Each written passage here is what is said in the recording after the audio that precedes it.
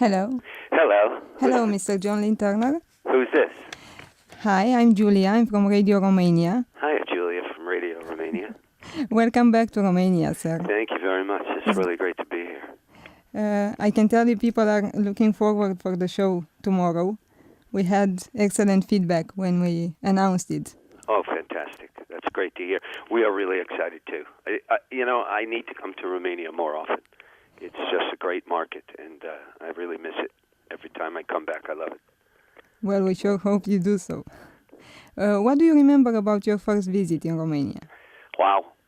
My first visit. I think that might have been with Rainbow. Yeah. And it's some time ago, but I remember the city, and I remember we played a big Coliseum, I think. We played a big place, and it's been 20, 30 years. So all I can remember is that I really enjoyed it, and then I can remember other times coming back with HTP, and I can remember having barbecues with Loredana, and I can remember, just every time I come to Romania, I always enjoy it.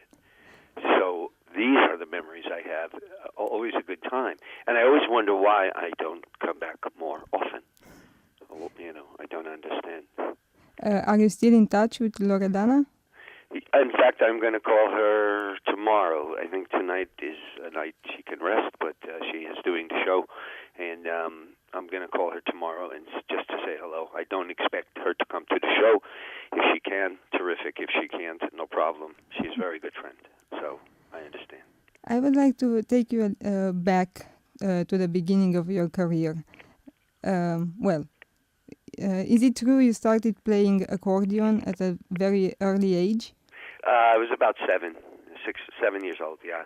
And my parents bought me a mini Galante Italiano accordion, and it's so small, but it was very good quality. And I remember that I played it for a couple of years, but then the guitar became popular, the Beatles, everything, and the accordion was a very unsexy instrument. So you don't play it occasionally anymore? No, I play some piano now because of it, because of the teachings of the accordion on the right hand. But it's a very cool instrument, and I see a lot of people are using the accordion now in modern rock. It's really cool. How did you become a singer? This was an accident. Julia, it was a complete accident. I was playing guitar in the band and singing background, and the singer, I think, had too much to drink or something, and he was very sick. So we had to finish the show, and I stepped up to the microphone and started singing, and everybody came up and was looking at me, and I said, wow, maybe this is good.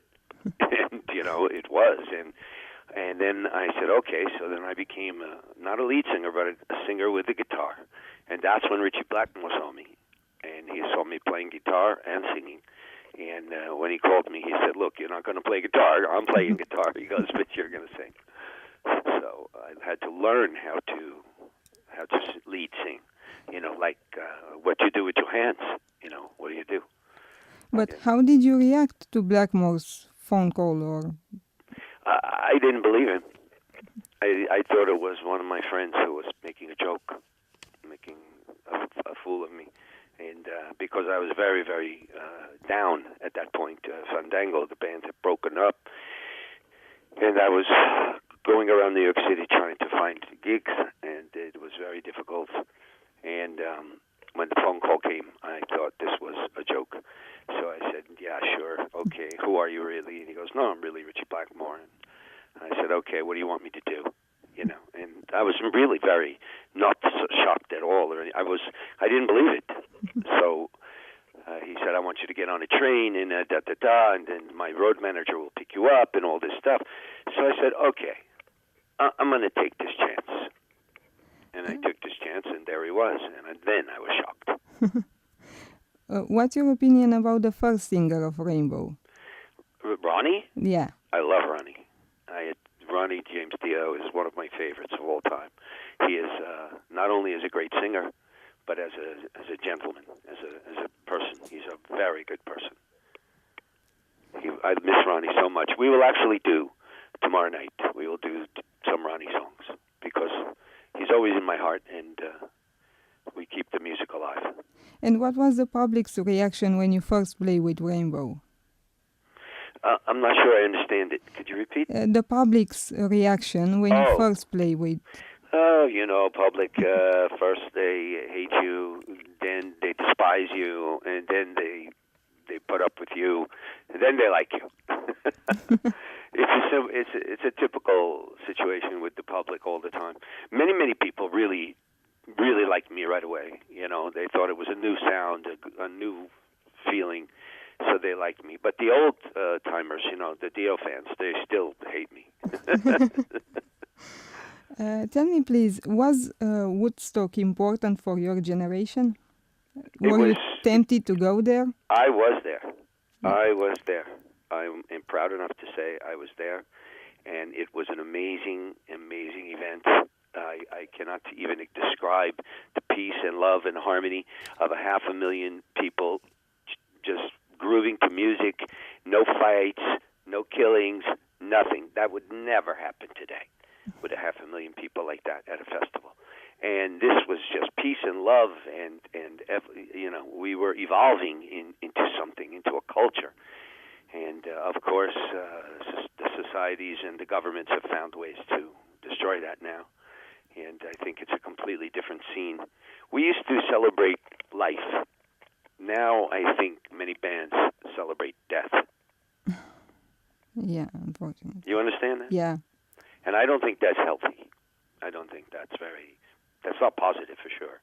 And I don't know what's going to happen because of this, because music is such a great influence on people and their lives and their feelings and everything. And when you celebrate death, there's nowhere else to go. I've read something on your website, and I'd like to ask you, what's your connection with Kool and the Gang? I used to be in a band called Filet of Soul, S-O-U-L.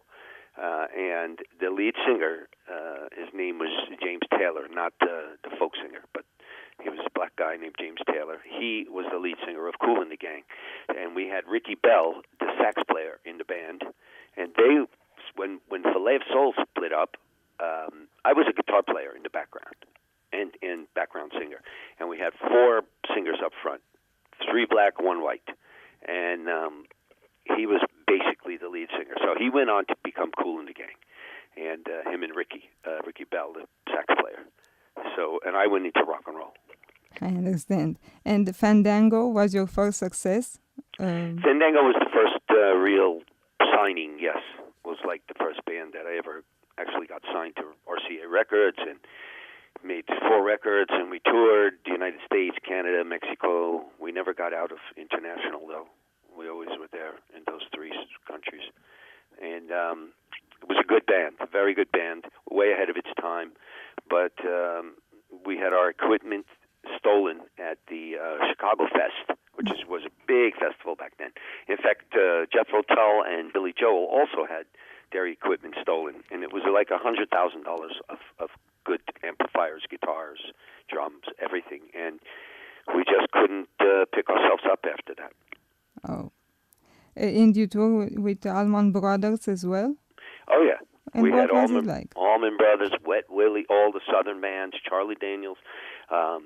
We played what they called the Chitlin Circuit down south, and because the Fandango had such a Western name, and some of our music was very much like Eagles. So, but we were more than that. We also had a rock element, and I think the band was too eclectic. In other words, it was a little too rock, a little too country, a little too this, a little too that, and we weren't only one thing, and it was hard for people to understand.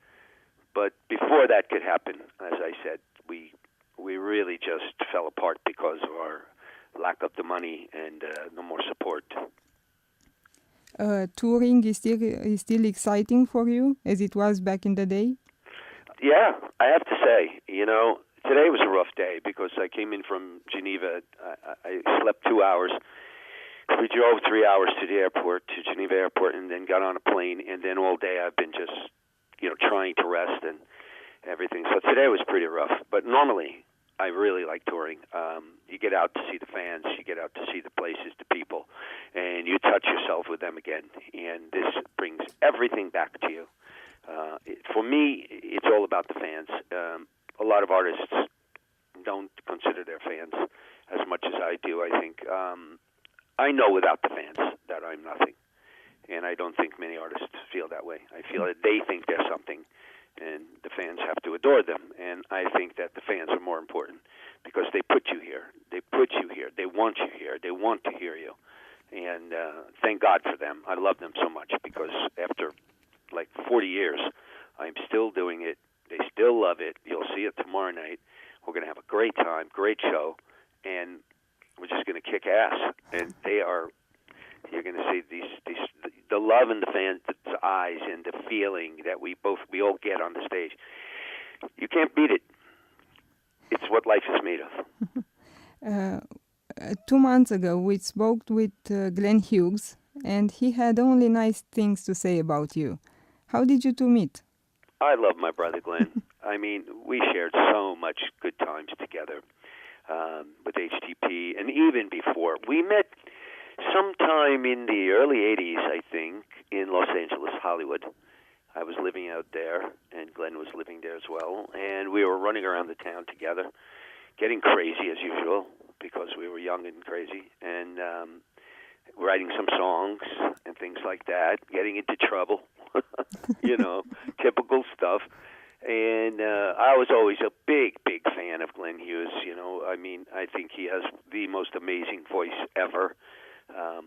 And he is such a talent, and I learned so much from Glenn. He's a very gracious, wonderful guy, and he's, as I said, he's my brother, and I will do anything for Glenn. And I hope one day maybe we could get back together to make the last HTP record, the third one. You released an album last year, Rated X. Can you tell me a bit about this project? Yeah, I love it. I think the album is a great album, but I don't believe that it was received with great reviews, really amazing reviews.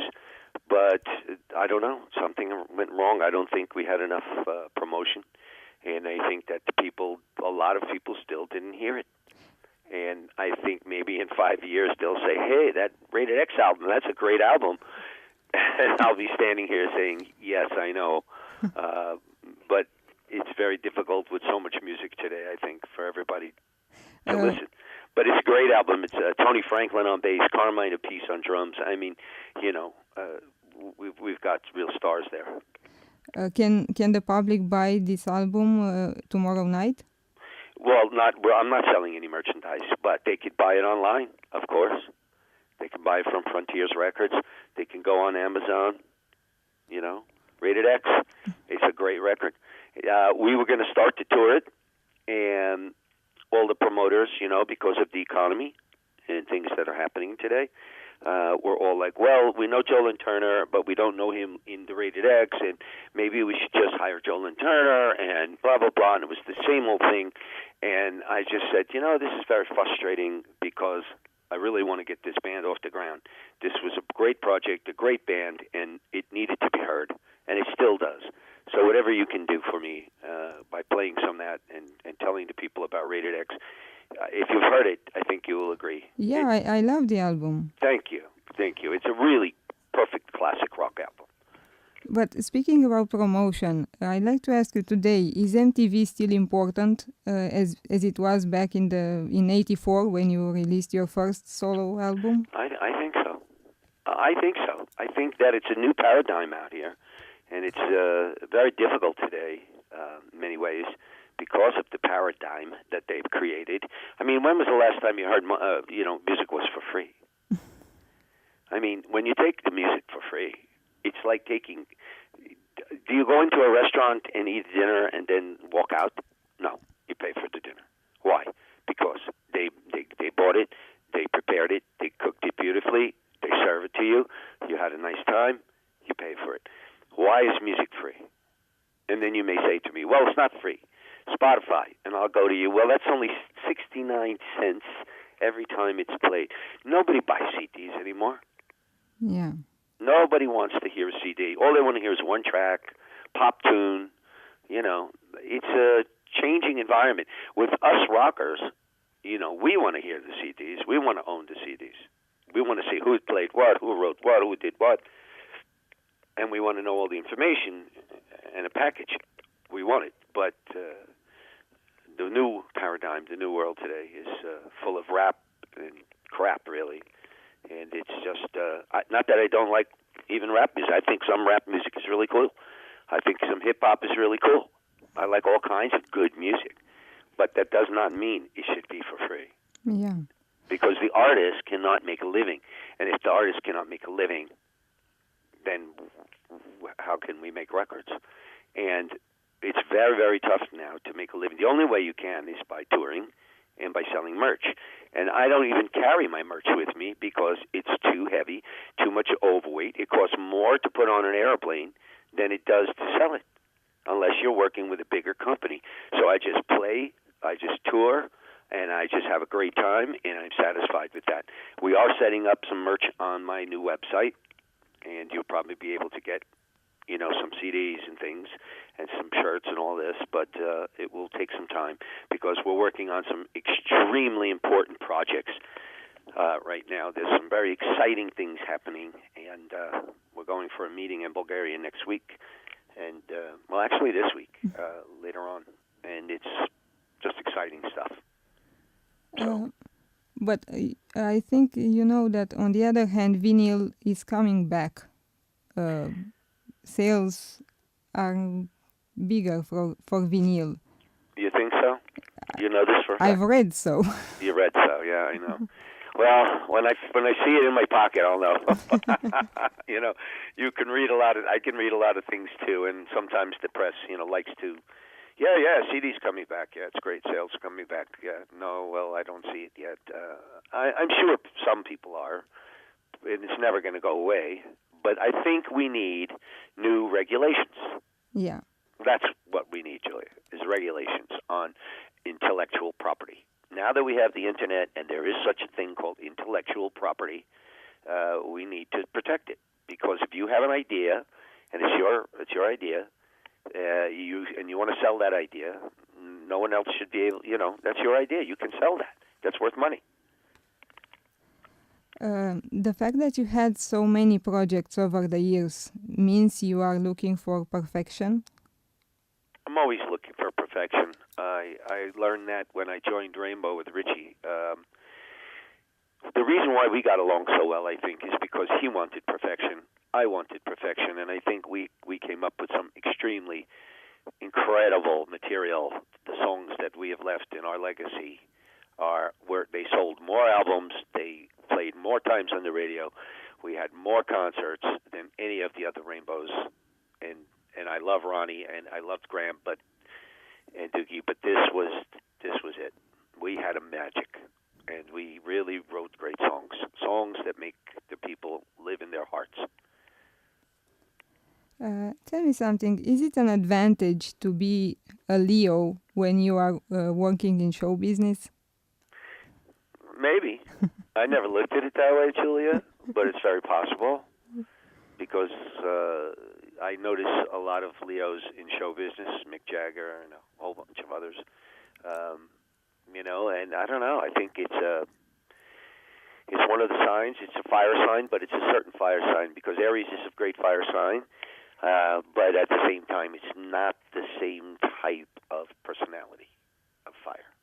It is a different kind of energy. And but there are many Aries too. So I think fire signs tend to be a bit more glamorous. Who will be with you tomorrow on stage? Good question. Tomorrow, I have the very good fortune to be backed by my Swedish band, Dynasty. That's with a Z, Dynasty. Mm-hmm. And Dynasty has 4 albums out in Sweden with a wonderful singer named Nils. And I met these guys, and they knew some of the Rainbow stuff. And we started to play one night in a club. And I said, hey, would you guys be interested when you're not working with Dynasty can you come with me? And, of course, everybody needs work and everybody needs money. So they were thrilled. They said it would be an honor and we'd love to do it. So tomorrow night you're going to be really amazed by an incredible band of musicians called Dynasty that will rock the house. I'm telling you, this band just lights my fire. I can't wait. Yeah, Julia. The guitar players, everybody, drummers, the keyboards, everybody in this band. They're young guys, 23, 24, but they know all the classic stuff, plus they play it incredible. We're going to be doing Malmsteen, we'll do Purple, Rainbow. They know it all, and they are amazing. So get the word out. Tell these people to come because they're going to miss a show and a half. It's going to be great. They will be there for sure. I want one more question. Is it harder to work with Malmsteen than with Blackmore? Well, I think so. I'll tell you why in a word. Richie, Blackmore wants perfection, and he's very disciplined, but so am I. So that's not a problem. He can be strange at times, but isolated, but that's not a problem either for me because I can be the same way. So Malmsteen is very difficult only because you work with Yngwie and he says to the public that you didn't work. For example, he still says that I didn't co-write those songs on Odyssey, and everybody knows that's my style. Those are my lyrics. Those are my melodies. Those are half of my songs. He writes the music, I write the lyric and melodies. And I don't think you can work with people who don't respect you like that. You need respect. Whoever you work with, whatever you do in your job, you need respect between people. And once you lose that, you lose everything. I'd like to ask you for a message for our listeners. Well, I really would like to tell them after 40 years of my singing and songs and touring and music, that their support and their love has been so great that I'm always thanking the fans. I really feel it's important for an artist to understand that the fans are the reason why you are on the stage, not the other way around. Many artists think they're hot shit, and, I believe the fans are who put you there. If the fans go away, you have no job, and nobody cares what you do. So I thank the fans for the love and support all these years and the continuation of wanting to listen to me make music, whether it's Rated X, or whether it's singing the old stuff, or whatever it is, because I love doing it all. It's all great music. So thank them from the bottom of my heart. And they're just wonderful people. My fans, by the way, we took a